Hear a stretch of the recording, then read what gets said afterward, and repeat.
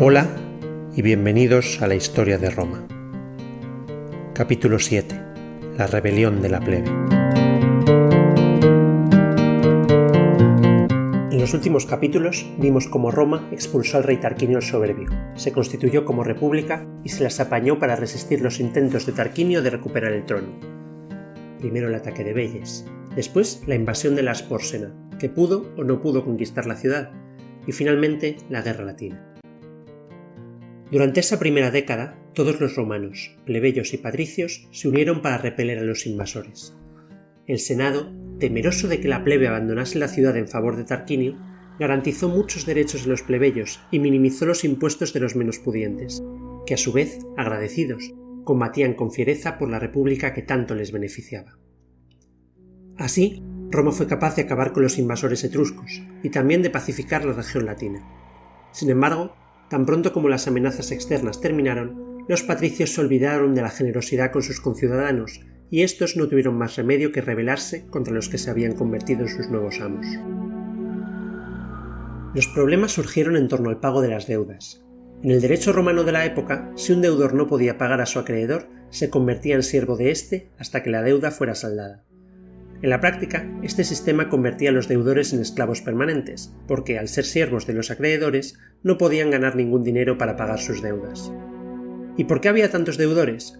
Muchos ciudadanos habían sido reclutados para luchar en la Guerra Latina, y mientras ejercían como soldados, no podían cuidar sus granjas ni atender sus negocios, con lo que se empobrecían y endeudaban hasta acabar en la esclavitud. La práctica en este caso era especialmente atroz, porque las deudas se contrajeron mientras los hombres estaban luchando en defensa patriótica de la ciudad. La plebe reclamaba la condonación de la deuda, pero esta era rechazada por los patricios, cuya actitud era básicamente la siguiente: si asumes la deuda, pagas el precio.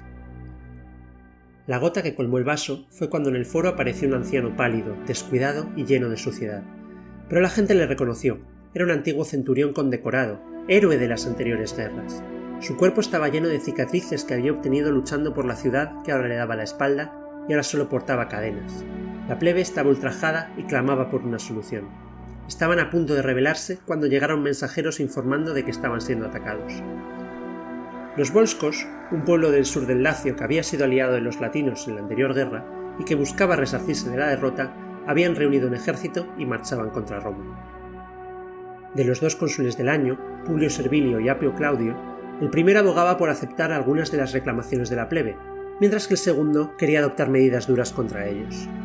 Fue el primero, Publio Servilio, el que se acercó a la plebe, a punto de rebelarse, y les prometió que promulgaría una ley prohibiendo esclavizar a cualquiera que hubiese servido en el ejército, pero que primero debían luchar para defender la ciudad, para que el Senado pudiera reunirse. Los plebeyos, entusiasmados, corrieron a alistarse, y Roma repelió a los volscos con un ejército con una motivación extraordinaria y repleto de soldados con grandes deudas y esperanzas de ser perdonado.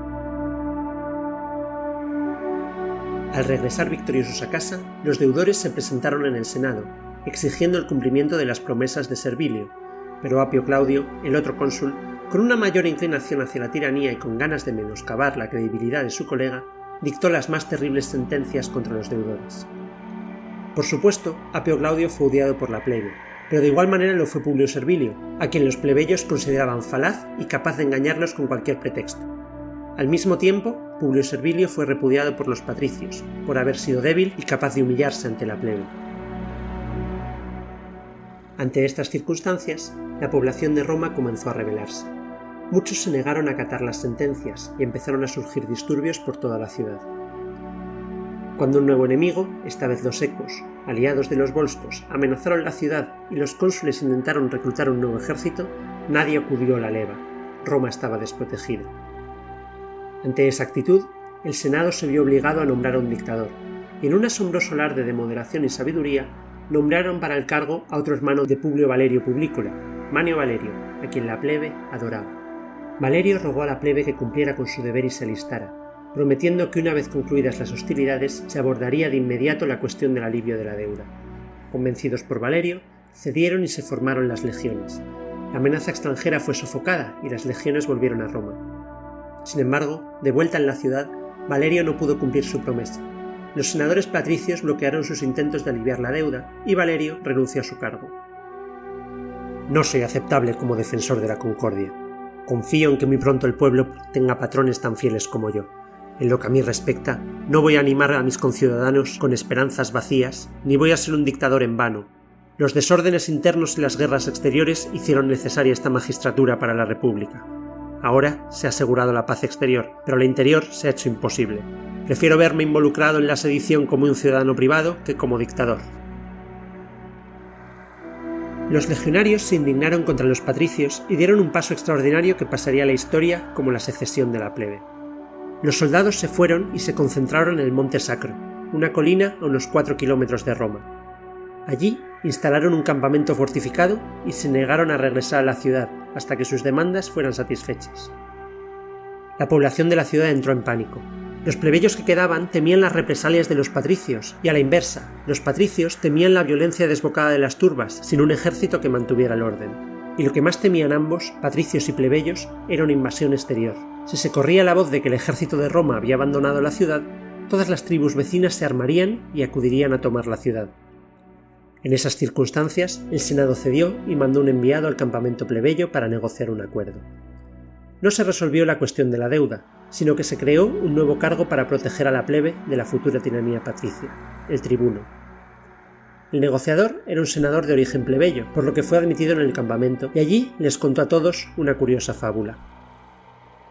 En la fábula, las partes del cuerpo humano trabajaban por separado y conspiraron contra el perezoso estómago. Las manos no llevaban comida a la boca se negaba a aceptar alimento, y los dientes no masticarían nada. Al hacerlo, todo el cuerpo empezó a morir de inanición y se hizo evidente que el estómago no era un holgazán, sino que el alimento que recibía no era mayor que el que devolvía a todas las partes del cuerpo para que viviesen y se fortaleciesen. Con la fábula, el enviado del Senado conquistó a su audiencia y consiguió llevar a buen término las negociaciones, que culminaron con la creación de una nueva magistratura, el Tribunado de la Plebe.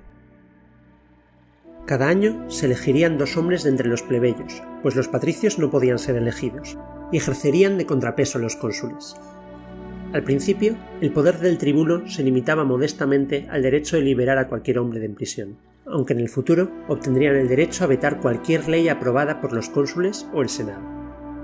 A los tribunos también se les concedió la sacrosantidad. No podrían ser dañados físicamente durante el ejercicio de su cargo. La plebe juró solemnemente matar a cualquier hombre que intentara agredir a un tribuno, y más de una vez se cumplió ese juramento. El tribunado sería un cargo muy importante durante toda la República. Su poder legislativo y de veto acabó provocando grandes enfrentamientos con los patricios, y finalmente caería en la obsolescencia al llegar el imperio. Los tribunos serían elegidos por una nueva asamblea llamada la Comitia Tributa, formada por las ahora 35 tribus de Roma. En esta asamblea, las decisiones se adoptaban por mayoría simple. Con 18 tribus a favor, se aceptaba la propuesta, y dentro de cada tribu, los votos de cada ciudadano valían lo mismo. De esta forma, la Comitia Tributa se regía de una manera mucho más democrática que la Comitia Centuriata, donde el voto valía según el valor de las propiedades de cada uno y servía para elegir a los cónsules. La secesión de la plebe y la creación del tribunado ocurrió en el año 494 a.C. En los años siguientes, los patricios se resistirían a los tribunos hasta que finalmente aceptaron su existencia. Sucedió que por culpa de la secesión de la soldadesca al Monte Sacro, ese año las granjas no fueron debidamente cultivadas y se provocó una gran hambruna. El Senado consiguió comprar grano de Sicilia y se produjo un debate sobre a qué precio debía ser vendido a la plebe. Los senadores más conservadores abogaban por venderlo a un precio carísimo, a no ser que los plebeyos renunciasen a los tribunos y se aboliese el cargo, invitándoles a huir al Monte Sacro si tal era su manera de resolver las cosas. La plebe, indignada y viendo cómo los patricios estaban dispuestos a dejarles morir de hambre, afilaron las armas y ya se disponían a linchar al principal cabecilla de la propuesta cuando los tribunos decidieron establecer un día para su juicio, lo que en la práctica les salvó la vida. El hombre en cuestión, llamado Cayo Marcio Coriolano, trató a los tribunos con desprecio, diciéndoles que ellos no tenían poder para juzgar a nadie. Sin embargo, el resto de patricios, viendo que la plebe era capaz de lincharlos a todos, decidieron entregar a Cayo Marcio y bajar el precio del grano con la esperanza de salvar el cuello. Cayo Marcio huyó de la ciudad y la calma volvió a Roma. El exiliado, Cayo Marcio Coriolano, decidió irse a vivir con los volscos, enemigos de Roma. Estos al principio le rechazaron, puesto que Coriolano había sido precisamente el general romano que había liderado la conquista de la ciudad volsca de Corioli. Para ganarse su favor, Cayo Marcio lideró un ejército volsco y reconquistó la ciudad que previamente había tomado él mismo. Tras ello, y con un ejército aún mayor, Cayo Marcio Coriolano avanzó y puso cerco a Roma. Durante su incursión saqueó las tierras de los plebeyos y dejó intactas las de los patricios, generando tanto malestar social que fue imposible para los romanos reunir un ejército. Por esta razón, el Senado intentó negociar una rendición sin derramamiento de sangre, pero las condiciones de Cayo Marcio, con ansias de venganza por su forzado exilio, eran simplemente inaceptables. En última instancia, la madre y la esposa de Cayo Marcio salieron de Roma para negociar. En su discurso imploraron por sus hijos, aún en Roma, a los que Marcio Coriolano vería muertos o esclavizados si persistía en el asedio. Con estas razones, Cayo Marcio desistió y levantó el asedio, quedando Roma de nuevo salvada. Los años posteriores transcurrieron en Roma de la forma habitual: guerras contra beyes, guerras contra los volscos y equos, tribunos intentando aprobar una ley agraria con un justo reparto de tierras conquistadas y patricios negándose a ello. Las discrepancias entre plebeyos y patricios llegaron hasta tal punto que en ciertas batallas los soldados se negaban a obedecer a su general por ser este de origen patricio. Esta actitud, sin embargo, costó varias derrotas en los romanos. Al final, siempre que la ciudad estaba en verdadero peligro, los romanos olvidaban sus diferencias, se unían y resolvían sus problemas exteriores, aunque casi nunca se hacían avances que contentasen a los plebeyos. Antes de terminar este episodio, quiero hablar de un hombre, Lucio Quincio Cincinato, que ha pasado a la memoria colectiva como paradigma de la virtud republicana, a pesar de que los momentos decisivos de su vida fueron, casi con toda seguridad, inventados por historiadores posteriores para embellecer su famosa carrera, y a fin de cuentas, nada de lo que hizo fue especialmente inédito. Es una historia de un hombre humilde que consiguió poder absoluto y que luego, de forma notable, renunció a ese poder y volvió a su arado, un hombre que lo sacrificó todo por la República. Cincinato nació en torno al año 519 a.C., cuando aún reinaba el rey, y era solo un niño cuando Bruto y Colatino expulsaron a los tarquinios. Fue, por lo tanto, uno de los primeros ciudadanos de Roma que vivió toda su vida bajo un gobierno republicano sin apenas recuerdos de la monarquía. Estaba en la vanguardia de una generación crítica. Sus mayores recordaban vívidamente la tiranía de los tarquinios y defendían la república porque habían odiado a la monarquía. Sin embargo, Cincinato y su generación nunca experimentaron personalmente la tiranía de la monarquía, y su defensa de la república debía venir por sentir y amar los principios republicanos por sí mismos. Cincinato estuvo entre los primeros en establecer ese amor a la república. Cincinato no fue en ningún momento un defensor de los plebeyos. Era un patricio de nacimiento y educación, y cuando apareció en la escena pública por primera vez, fue como opositor de los tribunos y de su nueva y revolucionaria propuesta: escribir la ley para evitar abusos. En aquella época había una gran agitación civil, y frecuentemente se producían enfrentamientos entre plebeyos y jóvenes nobles patricios. Ceso, el hijo de Cincinato, un joven anormalmente corpulento, se dedicó a ello con gran fruición, golpeando y persiguiendo personalmente a cualquier plebeyo que intentara tomar parte en tales manifestaciones. No pasó mucho tiempo hasta que uno de los tribunos presentó cargos capitales contra Ceso por todas las cosas horribles que había hecho. A Ceso se le ordenó comparecer en juicio, y si no lo hacía se le impondría una multa de una gran suma de dinero. Es entonces cuando Cincinato hace su primera aparición en público, defendiendo a su hijo de las acusaciones de los tribunos y pidiendo que se retiren los cargos. En lugar de enfrentarse a un tribunal hostil, Ceso huyó de Roma y se exilió en Etruria. Con el hijo huido, Cincinato padre se vio obligado a vender la mayoría de sus propiedades para pagar la multa, lo que le convirtió prácticamente en un mendigo, con tan solo una pequeña parcela de tierra al lado del Tíber. En el año 460 a.C., Cincinato fue elegido cónsul a mitad de año, después de que uno de los cónsules hubiese muerto luchando contra una rebelión de esclavos que se produjo en el Capitolio. Esta elección fue un gran disgusto para los tribunos, que veían cómo el que se había empobrecido y había perdido a un hijo por su culpa ahora ocupaba una posición de poder. Cincinato inmediatamente atacó el carácter de los líderes de la plebe, a los que acusó de ayudar a instigar la rebelión que causó la muerte de un cónsul y casi la pérdida de la ciudad. Esto marcó la pauta del año. Se sucedieron las luchas entre los cónsules por un lado y los tribunos por otro, con el Senado y las asambleas populares en medio. Cincinato consiguió frenar el proyecto de escribir las leyes de Roma, mientras que los tribunos prohibieron a los cónsules llevar a ningún ejército más allá de una milla fuera de los límites de la ciudad. se produjo un bloqueo total, en el que ningún magistrado, ni los tribunos, ni los cónsules pudieron hacer prácticamente nada. A finales de año no se había alcanzado ningún compromiso, así que la batalla tendría que continuar al año siguiente. Para evitarlo, el Senado aprobó una ley que establecía que ningún magistrado, patricio o plebeyo, cónsul o tribuno de la plebe podría servir en años sucesivos. A pesar de la ley, los tribunos se presentaron ante la comitia tributa y volvieron a salir elegidos. En venganza, los patricios, en la comitia centuriata, se dispusieron a renombrar a Lucio Quincio Cincinato y a su colega Cayo Claudio Sabino. En ese momento, Cincinato tomó la palabra para decir que si los patricios también ignoraban al Senado, entonces no eran mejores que los plebeyos, y se negó a presentarse o aceptar el cargo. A regañadientes ante esta lógica, los patricios permitieron a Cincinato retirarse a una pequeña granja y eligieron a otros cónsules. Esta sería la primera vez que Cincinato renunciaba al poder, pero no sería la última. En el año 458 a.C., apenas un año y medio después de renunciar a repetir como cónsul, Lucio Quincio Cincinato fue nombrado dictador de Roma. Los equos y los volscos habían estado causando problemas a Roma.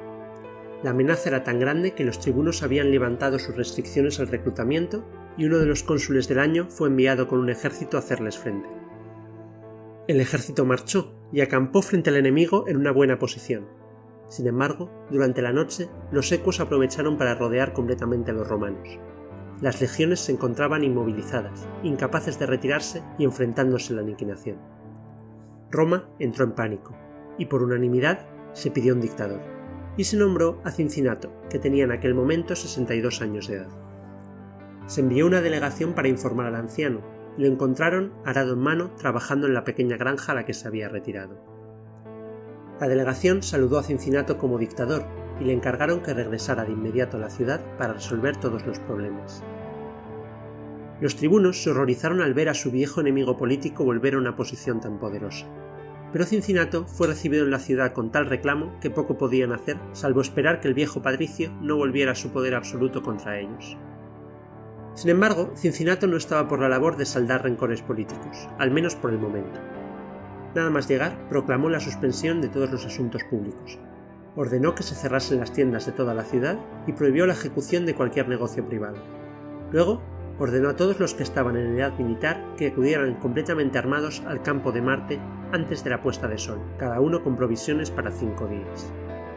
Ese mismo día, el ejército de Cincinato partió hacia donde se encontraban las legiones atrapadas.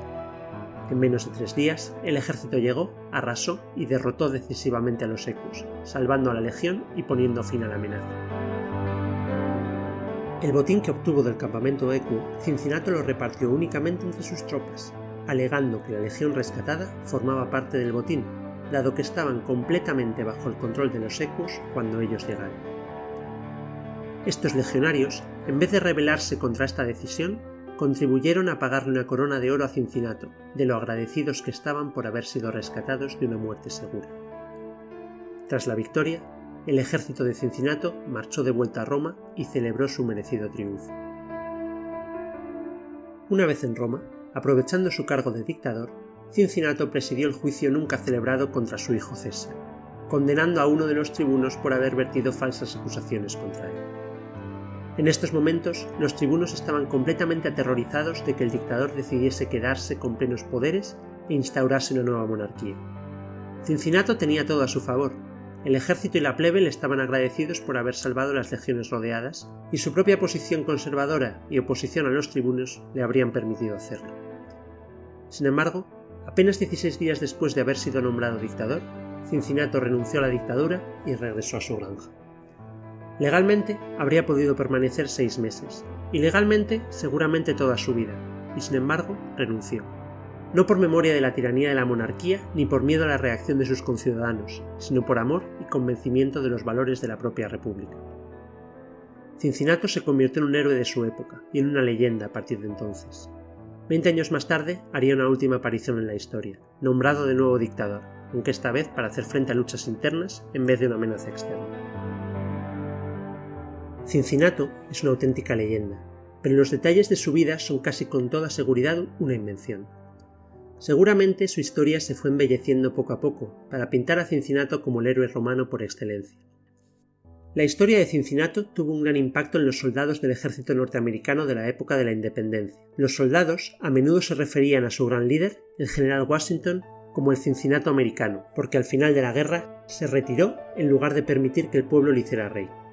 Cuando se desmovilizó el ejército americano, los oficiales retirados formaron una especie de fraternidad llamada Sociedad de Cincinnato, a la que solo podían permanecer los hombres que hubieran servido en el ejército durante 3 años. Uno de sus miembros fue más tarde gobernador del estado de Ohio y rebautizó como Cincinnati a un núcleo urbano en expansión, tanto en honor de la propia sociedad como en honor de Washington. Esa ciudad todavía existe hoy día, Cincinnati.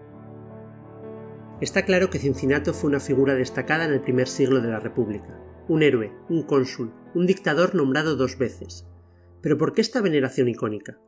Renunció al poder absoluto, pero ya hemos visto que Cincinnato no fue el primer hombre en hacerlo, ni sería el último. Pero sí fue el primer hombre de la nueva generación en hacerlo. Esto marcaría grandemente a los futuros dictadores de Roma, que en 400 años nunca intentarían quedarse en el cargo.